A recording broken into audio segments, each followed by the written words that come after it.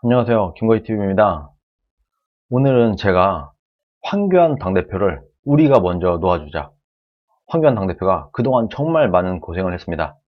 원래 정치에도 그렇게 생각이 없었던 사람인데 정말 이 국민의 부름에 마지못해서 정치권에 들어와서 당대표를 하면서 온갖 고생을 다 했습니다. 정말 그 점잖은 사람이 젠틀하고 남에게 보여주기 이런 거 굉장히 좋아하는 그분이 삭발까지 하고 단식을 해서 실신을 해서 실려가는 이런 엄청난 행동까지 보이고 정말 온갖 고생을 많이 했습니다.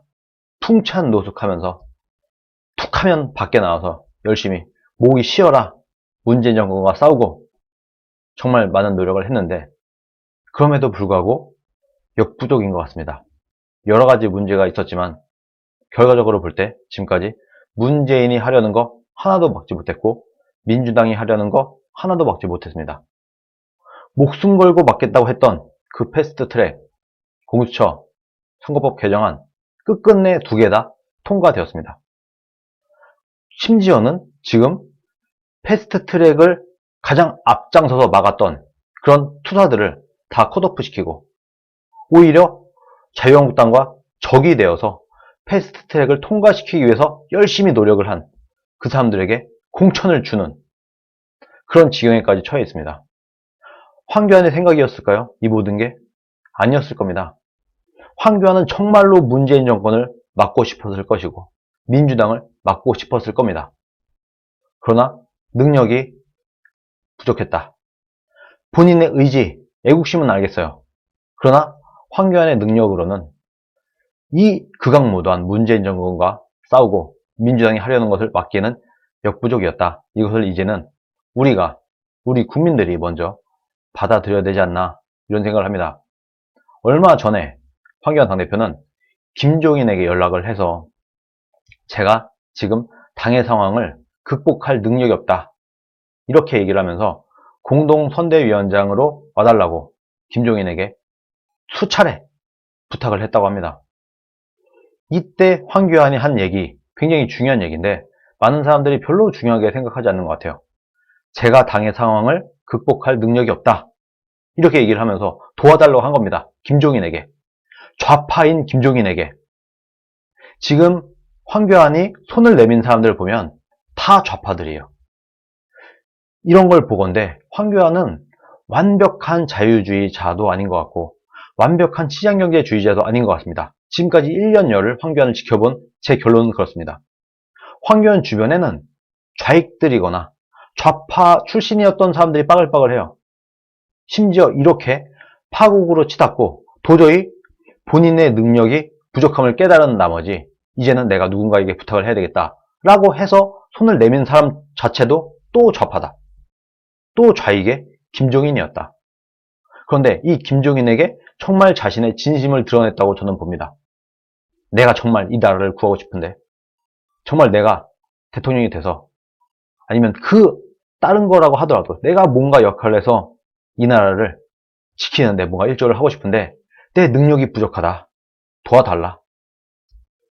이 얘기를 우리는 그냥 지나가는 얘기처럼 스쳐 보냈던 것 같아요.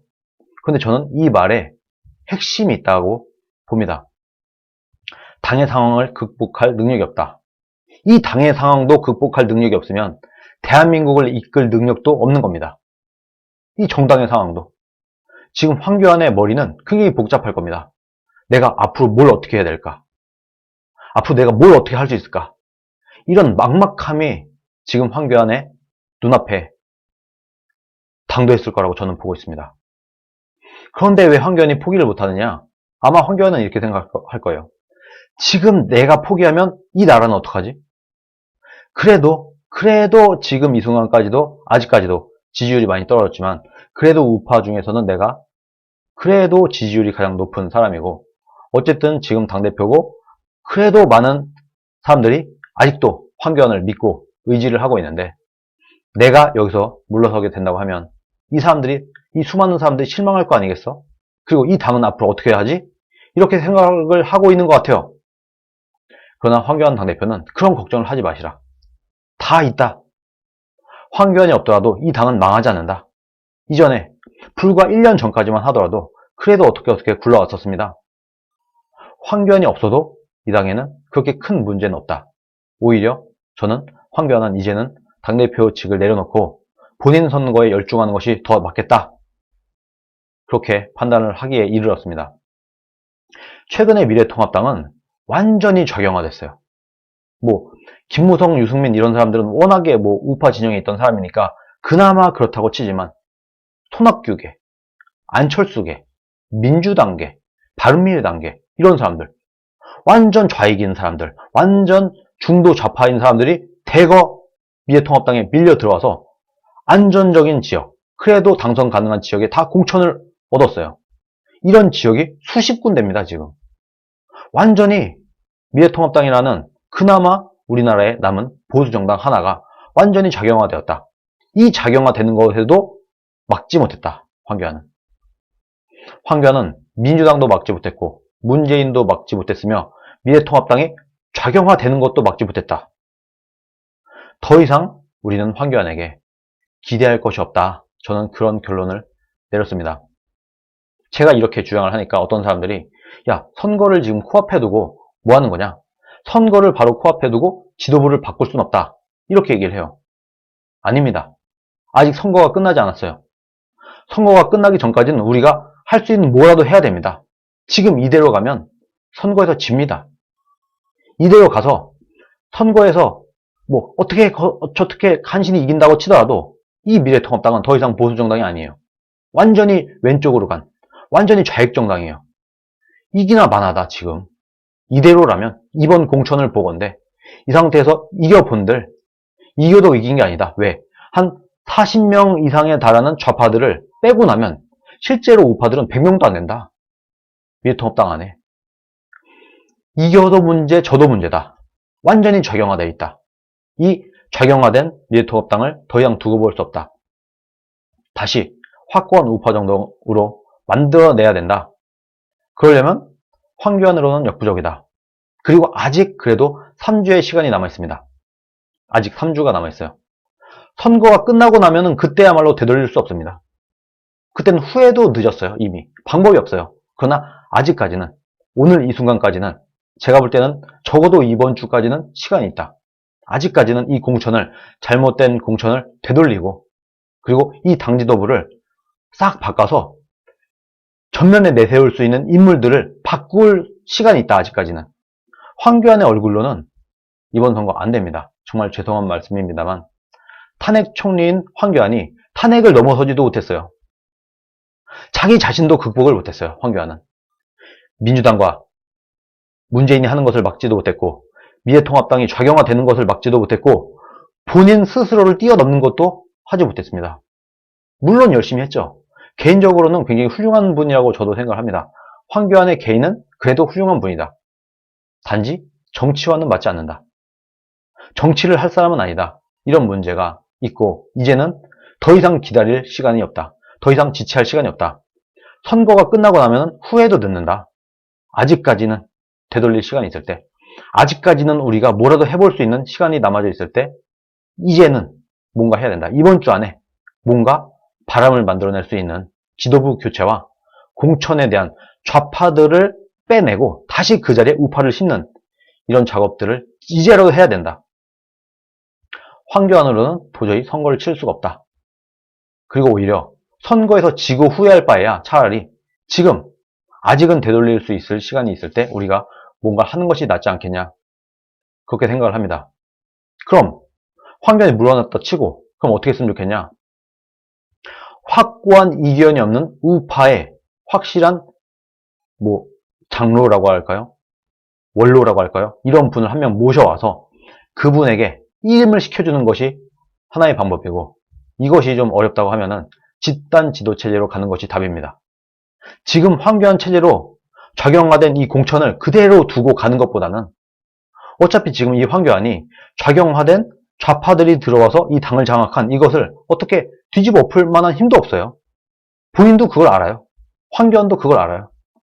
황교안 스스로도 본인의 능력이 부족함을 깨달았는데 왜 우리 국민들은 아직까지도 황교안을 바라보면서 목매달고 본인도 본인 스스로를 못 믿겠다는 분을 우리가 믿고 지지하고 끝까지 황교안을 밀어주자 이렇게 얘기를 하고 있습니까?